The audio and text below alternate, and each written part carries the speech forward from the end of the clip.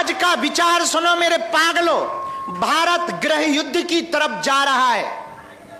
भारत के लोगों, हमारी बात सुन लो, भारत गृह युद्ध की तरफ जा रहा, नेता नेता से लड़ रहा, पार्टियां पार्टियों से लड़ रही हैं, साधु साधु से लड़ रहे हैं भैया, जाति जातियों से लड़ रही है, भाषा दूसरी भाषा से लड़ रही है, प्रदेश दूसरे प्रदेश से लड़ रहे हैं, और देश पाकिस्तान और अमेरिका से लड़ रहा है। देश की हालत खराब है।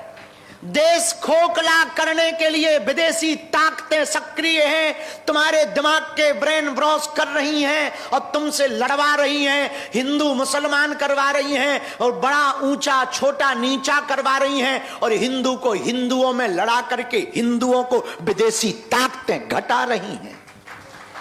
आज जमाना उल्टा आ गया, बड़ा उल्टा आ गया। आज तक के इतिहास में कभी भी सिद्ध संतों के ऊपर उंगली नहीं उठी। जब से सिद्ध संतों पर उंगली उठने लगी, हम पर कोई विवाद करता था तो हमें यह लगता था कि हम आदमी थोड़ा उल्टे हैं, तो हम पर विवाद होना थोड़ा जायज है। लेकिन जिस दिन से भारत की टीवी और सोशल मीडिया के इतिहास में सिद्ध संतों पर विवाद होने लगा, तब से हमें यह लगने लगा अब भारत देश गर्त में जा रहा है।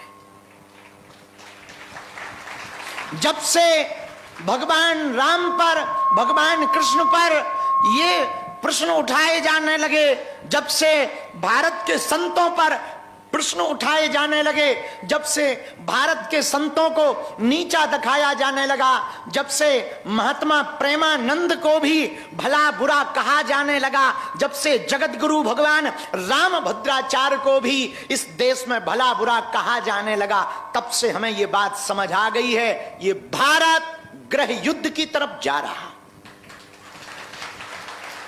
इसलिए भारत के सुविचारकों से, भारत के प्रबुद्ध लोगों से, भारत बचाने वाले लोगों से, देश को बचाने वाले लोगों से और भारत की राष्ट्रीयता पर प्रश्न चिन्ह न उठाने वाले लोगों से हम प्रार्थना करना चाहेंगे, इस देश को बचा लीजिए, वरना ये देश फिर से गुलाम हो जाएगा। आज अमेरिका ने 50% टैरिफ लगाया है। आप लोग ये बात समझ लीजिए, हम अमेरिकी सामान खरीद कर उनके डॉलर तो बढ़ा रहे हैं, खुद के रुपया घटा रहे हैं। हम किसी भी देश के खिलाफ नहीं हैं, हमारी बातों को अन्यथा ना लिया जाए। साधु का काम है सत्य बोलना, साधु ही सत्य नहीं बोलेगा तो कौन सत्य बोलेगा। नेता अपने स्वार्थ के लिए बोलते हैं।